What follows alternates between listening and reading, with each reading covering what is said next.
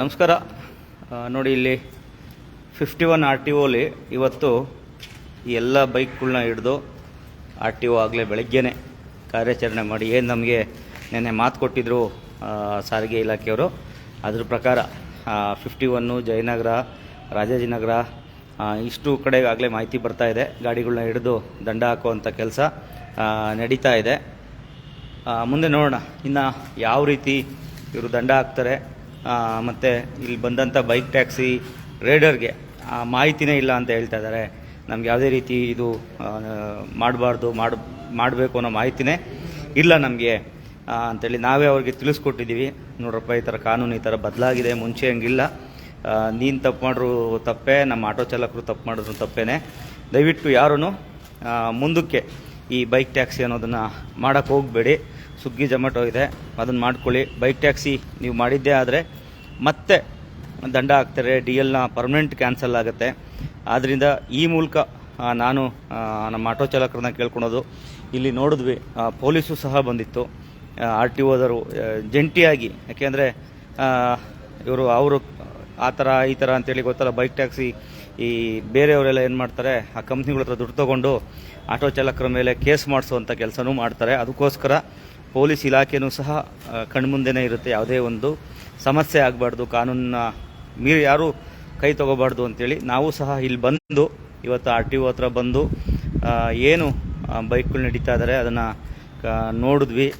ಮತ್ತು ಹುಡುಗರು ನಮ್ಮ ಹತ್ರ ಬಂದು ಕೇಳಿದಾಗ ಅವ್ರಿಗೂ ಸಹ ಹೇಳಿದ್ದೀವಿ, ಯಾವುದೇ ರೀತಿ ನೀವು ಕಾನೂನನ್ನ ಉಲ್ಲಂಘನೆ ಮಾಡೋಕ್ಕೆ ಹೋಗಬೇಡಿ. ಇದು ನೀವು ಎಲ್ಲ ನಿಮ್ಮ ಚಾಲಕರಿಗೆ ಹೇಳಿ. ಮತ್ತು ಏನು ಈ ಬೈಕ್ ಟ್ಯಾಕ್ಸಿ ಕಂಪ್ನಿಗಳಿದ್ದಾವೆ ಅವ್ರ ಹತ್ರ ಹೋಗಿ ಕೋರ್ಟ್ ಆರ್ಡ್ರ್ ಅಲ್ಲ, ಸರ್ಕಾರದಿಂದ ಏನು ಎಷ್ಟು ಕಿಲೋಮೀಟ್ರ್ ರೇಟ್ ಫಿಕ್ಸ್ ಆಗಿದೆ, ಲೈಸೆನ್ಸು ಸರ್ಕಾರ ಅಗ್ರಿಗೇಟೆಡ್ ಲೈಸೆನ್ಸ್ ತೊಗೊಂಡಿದ್ದೀರಾ ಬೈಕ್ ಟ್ಯಾಕ್ಸಿಗೆ ಅಂತ ನೀವು ಹೋಗಿ ಪ್ರಶ್ನೆ ಮಾಡಿ. ಏಕೆಂದರೆ ನಿಮ್ಮನ್ನು ಸಿಕ್ಕಾಕಿಸ್ತಾ ಇರೋದು ಈ ಕಂಪ್ನಿಗಳು. ಇಲ್ಲಿ ಆಟೋ ಚಾಲಕರಾಗಲಿ, ಸಾರಿಗೆ ಇಲಾಖೆ ಎಲ್ಲ ಆಟೋ ಚಾಲಕರು ನಾವು ಕಾನೂನು ಪ್ರಕಾರ ಏನು ಕೇಳಬೇಕು ಅವ್ರನ್ನ ಕೇಳ್ತೀವಿ, ಅಧಿಕಾರಿಗಳನ್ನ. ನೀವೇನು ಮಾಡ್ತಾ ಇದ್ದೀರಾ ಅಂತೇಳಿ ನೀವು ಏನು ಮಾಡಬೇಕು, ಆ ಕಂಪ್ನಿಗಳ ಹತ್ರ ಹೋಗಿ ಈ ಬೈಕ್ ಟ್ಯಾಕ್ಸಿ ಓಡಿಸೋವಂಥವ್ರು ನೀವು ಮಾಹಿತಿ ಕೇಳಿ. ಈಗ ಆಟೋ ಚಾಲಕರಿಗೆ 18 ರೂಪಾಯಿ ಕಿಲೋಮೀಟ್ರ್ ಇದೆ, ಟ್ಯಾಕ್ಸಿಗೆ 24 ರೂಪಾಯಿ ಇದೆ. ನಿಮ್ಮಲ್ಲಿ ಏನಿದೆ, ಬೈಕ್ ಟ್ಯಾಕ್ಸಿಗೆ ಎಷ್ಟು ಸರ್ಕಾರ ಫಿಕ್ಸ್ ಮಾಡಿದೆ ಅದನ್ನು ಕೇಳ್ತಾ ನೀವು, ಅವಾಗ ಅವ್ನಿಗೆ ಗೊತ್ತಾಗುತ್ತೆ. Supreme court order, high court order ಯಾವುದೂ ಇಲ್ಲಿ ಅವರೆಲ್ಲೂ ಮಾಡಬೇಡಿ ಅಂತಲೂ ಹೇಳಲ್ಲ, ರಕ್ಷಣೆ ಕೊಡಿ ಅಂತ ಹೇಳ್ತಾರೆ. ಬಿಟ್ಟರೆ ಕಾನೂನನ್ನ ಉಲ್ಲಂಘನೆ ವೈಟ್ ಬೋರ್ಡ್ನಲ್ಲಿ ಮಾಡಿದ್ರೆ ಮತ್ತೆ ನಿಮ್ಮ DL 3 ತಿಂಗಳು ಮತ್ತು ಗಾಡಿನೂ ಸಹ 3 ತಿಂಗಳು ಸೀಜ್ ಆಗುವಂಥ ಕೆಲಸ ಆಗುತ್ತೆ. ಪ್ರತಿ 2 ತಿಂಗಳವರೆಗೂ ಇದು ಅಂದರೆ ಮುಗಿಯೋವರೆಗೂ ಕಂಟಿನ್ಯೂಸ್ಲಿ ಇರುತ್ತೆ. ಆದ್ದರಿಂದ ಈ ಮೂಲಕ ನಾನು ಕೇಳ್ಕೊಳೋದು, ಬೇಡ ಬಿಡಿ ಅವೆಲ್ಲ. ಅವ್ರನ್ನ ಬೈಕ್ ಟ್ಯಾಕ್ಸಿ ಅವ್ರನ್ನ ಯಾರು ತೋರಿಸೋದು ಬೇಡ. ಯಾಕಂದರೆ ಅವ್ರದ್ದು ಯಾರೋ ನೋಡಿದವರು ಏನೋ ಒಳ್ಳೆ ಇದ್ರ ಥರ ಅಂತ ಹೇಳಿ. ಹೌದು, ಯಾರು ನಿನ್ನೆ ಹೇಳಿದ್ದೀವಪ್ಪ ಚೇತನ್, ಏನು ಆಟೋ ಚಾಲಕರು ಯಾರು ಗೂಡ್ಸ್ ಹೊಡಿತಾರೆ ಅವ್ರಿಗೂ ದಂಡ ಹಾಕಿ ಅಂತಲೂ ನಾವು ಹೇಳೇ ಬಂದಿದ್ದೀವಿ. ನಾವು ಆಟೋ ಚಾಲಕರು ತಪ್ಪು ಮಾಡಿದಾಗ ನಾವೇನು ಸಪೋರ್ಟ್ ಮಾಡಲ್ಲ, ಅವ್ರಿಗೂ ಹೇಳಿದ್ದೀವಿ, ನೀವು ಹೊಡಿತಾ ಇದ್ದರೆ ಮಾಡಿ, ಬೈಕ್ ಟ್ಯಾಕ್ಸಿಯವ್ರನ್ನ ಹಿಡೀರಿ ಅಂತೇಳಿ. ನಾವಂತೂ ಆಟೋ ಚಾಲಕರನ್ನ ವಹಿಸ್ಕೊಂಡು ತಪ್ಪು ಮಾಡ್ತಾ ಇದ್ದಾರೆ ಅವೆಲ್ಲ ಇಲ್ಲ. ನಾವು ಅವ್ರಿಗೂ ಸಹ ಹೇಳೇ ಬಂದಿದ್ದೀವಿ ನೆನೆ ಓಂಕಾರೇಶ್ವರಿಗೆ, ಆಟೋದಲ್ಲಿ ಯಾವ್ದಾರ ಥರ ಗೂಡ್ಸ್ ಹಾಕೋದ್ರಿಂದ ಹಿಡೀರಿ ಅಂತೇಳಿ. ನಾವು ನೆನ್ನೆ ಹೋಗಿದ್ದು 2 ಅಜೆಂಡಾ, ಬೈಕ್ ಟ್ಯಾಕ್ಸಿ ಮತ್ತು 1 ಸಿಟಿ 1 ರೇಟು ಎರಡನ್ನೂ ಆಗುತ್ತೆ, ಇವತ್ತಿಂದನೇ ಜಾರಿ ಆಗುತ್ತೆ ಅಂತೆಲ್ಲ ಹೇಳಿದ್ದಾರೆ. ಇವತ್ತಾಗಲೇ RTO ಅಧಿಕಾರಿಗಳು ಈ ಬೈಕ್ನ ಹಿಡಿತಾ ಇದ್ದಾರೆ. ಇದು ಜಾಗೃತಿ ಮೂಡಿಸ್ಬೇಕಾಗಿರೋದು ಬೈಕ್ ಟ್ಯಾಕ್ಸಿ ರೈಡರ್ಗಳು. ನೀವು ಯಾರ್ಯಾರು ರೈಡರ್ ಇದ್ದೀರಾ, ನಿಮ್ಮನ್ನು ಯಾರು ದಾರಿ ತಪ್ಪಿಸ್ತಾ ಇದ್ದಾರೆ, ಕಾನೂನಲ್ಲಿ ಇಲ್ದ ಹೋದ್ರೂ ನೀವು ಮಾಡಿ ಅಂತ ಹೇಳ್ತಾ ಇದ್ದಾರೆ, ಅಂಥವ್ರಿಗೆ ನೀವು ಧೈರ್ಯವಾಗಿ ಎಲ್ಲ RTO 11 RTOಲಿ ಹಿಡಿತಾ ಇದ್ದಾರೆ, ಕರ್ಕೊಂಡು ಹೋಗಿ ಅವ್ರನ್ನ. ಬರ್ರಪ್ಪ, ಎಲ್ಲಿ ನಮಗೆ ರೂಲ್ಸ್ ಇದೆ, ಶಾಂತಿನಗರದಲ್ಲಿದೆ, ಹೋಗಿ ಕೇಳಿ. ಸುಮ್ಮನೆ ಏನಾಗುತ್ತೆ, ಆಟೋ ಡ್ರೈವರ್ನ ನೀವು ದೂಷಿಸಿ ಆಟೋ ಡ್ರೈವರ್ ಹಂಗೆ ಮಾಡ್ತಾರೆ ಹಿಂಗೆ ಮಾಡ್ತಾರೆ, ನಮ್ಮವ್ರು ತಪ್ಪಿತ್ತಾ ಹೇಳಿ, ನಮ್ಮವ್ರು ತಪ್ಪಿದೆ ಹಾಕ್ಸಿ, ನೀವು ಫೈನ್ ಹಾಕ್ಸಿ, ನಾವೇನು ಅಭ್ಯಂತರ ಏನಿಲ್ಲ.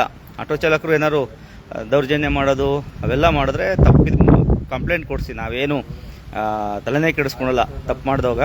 ನೀವುಗಳು ಬದಲಾಗಿ ಅಂತೇಳಿ ರಿಕ್ವೆಸ್ಟ್ ಮಾಡ್ಕೊತಾ ಇದ್ದೀವಿ. ಕಾನೂನಿಗೆ ಗೌರವ ಕೊಡಿ. ವೈಟ್ ಬೋರ್ಡ್ನಲ್ಲಿ ಯಾವುದೇ ಕಾರಣಕ್ಕೂ ಯಾರೂ ಸಹ ಕಮರ್ಷಿಯಲ್ ಕಸ್ಟಮರ್ನ ತೊಗೊಂಡೋಗೋದಾಗಲಿ ಮಾಡೋಂಗಿಲ್ಲ. ನೀವುಗಳು ಮಾಡಿದ್ರೆ ಈಗ ಸಿಗಾಕೊಂಡವ್ರು ಪಾಪ ಅವ್ರ ಮುಖಗಳು ನೋಡಿ ನಮಗೆ ಬೇಜಾರಾಗುತ್ತೆ. ಎಷ್ಟು ಬೇಜಾರು ಮಾಡ್ಕೋತಾ ಇದ್ದಾರೆ ಅಂದರೆ ಹುಡುಗರುಗಳು ತುಂಬ ಬೇಜಾರು ಮಾಡಿಕೊಂಡು ಇದೇನಪ್ಪ ಹಿಂಗಾಗ್ತಾ ಇದೆ, ನಮಗೆ ಮಾಹಿತಿ ಇಲ್ಲ ಅಂತಾರೆ. ನಾನು ಅದೇ ಹೇಳಿದೆ, ಕಳ್ತನ ಮಾಡೋದಕ್ಕೆ ಯಾರು ಕಳ್ತನ ಮಾಡಬೇಡಿ ಬಂದು ಹಿಡಿತೀವಿ ಅಂತ ಯಾರೂ ಹೇಳಲ್ಲ. ಇದು ಅದೇ ಥರದ ಕೆಲಸ. ನೀವು ದಯವಿಟ್ಟು ಇವತ್ತಿಂದ ಎಲ್ಲರೂ ಬದಲಾಗಿ ಅಂತೇಳಿ ಹೇಳಿದ್ದೀವಿ. ಆಯಿತು ಅಂತ ತುಂಬ ಜನ ಹುಡುಗರುಗಳು ಗೊತ್ತಿರಲಿಲ್ಲ ನಮಗೆ, ಇನ್ಮೇಲೆ ಮಾಡಲ್ಲ, ದಂಡ ಕಟ್ಬಿಟ್ಟು ಏನಿದೆ ಸ್ಟಾಪ್ ಮಾಡ್ತೀವಿ ಅಂತ ಹೇಳಿದ್ದಾರೆ. ಇದು ಒಳ್ಳೆ ಬೆಳವಣಿಗೆ. ಮತ್ತು ಇನ್ನು ಯಾರ್ಯಾರು ಇದ್ದೀರಾ ಅವ್ರುಗಳು ಅಷ್ಟೇ ಬದಲಾಗಬೇಕು. ಸುಮ್ಮನೆ ನೀವು ಆ ಕಂಪ್ನಿಗಳ ಅವ್ರ ಕಮಿಷನ್ಗೋಸ್ಕರ, ಅವರ ತಪ್ಪು ಮಾಹಿತಿಗೋಸ್ಕರ ನೀವು ಸಿಗಾಕೊಂಡು ದಂಡನ ಕಟ್ಲಿಕ್ಕೆ ಹೋಗಬೇಡಿ. No use week. ಹೌದೌದು, ಇಲ್ಲ ಅದನ್ನು ಏನೂ ಮಾಡೋಕ್ಕಾಗಲ್ಲ. ಒಬ್ಬೊಬ್ಬರು ನಮ್ಮ ಕೈಲಿ ಏನಾಗುತ್ತೆ, ನಮ್ಮ ಸಂಘಟನೆ ನಾವೇನಾಗುತ್ತೆ ಅಷ್ಟು ಮಾಡೋಕ್ಕಾತ್ರ ಆಗುತ್ತೆ. ಅದನ್ನು ನಾವು ಮುಂಚೆಯಿಂದನೂ ಬಂದಿದ್ದೀವಿ. ಯಾವತ್ತೂ ನಮ್ಮ ಕೈಲಿ ಆಗಲ್ಲ ಅಂತೇಳಿ ಕೂತ್ಕೊಂಡಿಲ್ಲ. ಒಂದು ಚಿಕ್ಕದೋ ದೊಡ್ಡದೋ ನಾವು ಇವತ್ತವರೆಗೂ ನಮ್ಮ ಸಂಘಟನೆ ಏನೂ ಆಗಲ್ಲ ಅಂತ ಹೇಳಿ ಹೋಗೇ ಇಲ್ಲ. ಆಗುತ್ತೋ ಬಿಡುತ್ತೋ ಪ್ರಯತ್ನ ಪಡ್ತಾಯಿದ್ದೀವಿ. ಇವತ್ತೂ ಸಹ ನೆನ್ನೆನೂ ಸಹ ಪ್ರಯತ್ನ ಪಟ್ಟಿದ್ದೀವಿ. ಅದು ಇಷ್ಟು ತಕ್ಕ ಮಟ್ಟಿಗೆ ಆಗಿದೆ. ಸುಮಾರು ಜನ ಡ್ರೈವರ್ ಆಗಲಿ, ಸುಮಾರು ಬೈಕ್ ಕಮ್ಮಿ ಆಗಿದೆ ಅಂತಂದರೆ, ಯಾರಿಗೋ ನಮ್ಮ ಡ್ರೈವರ್ಗೂ ₹100 ಬಿಸ್ನೆಸ್ ಜಾಸ್ತಿ ಆದರೆ ಖುಷಿ ಅಷ್ಟೇ ನಮಗೆ. ಅದನ್ನು ಬಿಟ್ಟರೆ ಬೇರೆ ನಮಗೇನು ಯಾರೇನು ತಂದಿಲ್ಲಿ ಸುರಿಯಲ್ಲ. ಆದ್ದರಿಂದ ನಾವು ನಮ್ಮ ಚಾಲಕರ ಸಂಘಟನೆ ಕಟ್ಟಿದ್ದೀವಿ. ಯಾವತ್ತೂ ಹಿಂದೆ ಮುಂದೆ ಆಗುತ್ತೆ ಏರುಪೇರು ಹಂಗಂತೇಳಿ ನಾನು ಹೋರಾಟ ಮಾಡಲ್ಲ, ನಾನು ಹಂಗೆ ಮಾಡಲ್ಲ ಅಂತೇಳಿ ಇವತ್ತರೆಗೂ ನಮ್ಮ ಸಂಘಟನೆಯಿಂದ ಯಾವತ್ತೂ ನಾವು ಹೇಳೋದಿಲ್ಲ. ಎಷ್ಟು ದಿನ ಆಗುತ್ತೆ ಅಷ್ಟು ದಿನ ಈ ಬೈಕ್ ಟ್ಯಾಕ್ಸಿ ವಿರುದ್ಧ ಹೋರಾಟ ಮಾಡಿಕೊಂಡು ಏನಾಗುತ್ತೆ ಅದನ್ನು ನೋಡೋಣ. ಸರ್ಕಾರ ಯಾವ ರೀತಿ ಮುಂದಕ್ಕೆ ತೊಗೊಂಡೋಗುತ್ತೆ ಅಂತ ನೋಡ್ತಾ ಈ ಮಾತನ್ನ ಇಲ್ಲಿಗೆ ಮುಗಿಸ್ತಾ ಇದ್ದೀವಿ. ಎಲ್ಲ ಬೈಕ್ ಟ್ಯಾಕ್ಸಿ ಓಡಿಸೋರಿಗೆ ಮತ್ತೊಮ್ಮೆ ಓಡಿಸ್ಬೇಡಿ ಅಂತೇಳಿ ಕೈ ಮುಗಿದು ಕೇಳ್ಕೊತೀನಿ.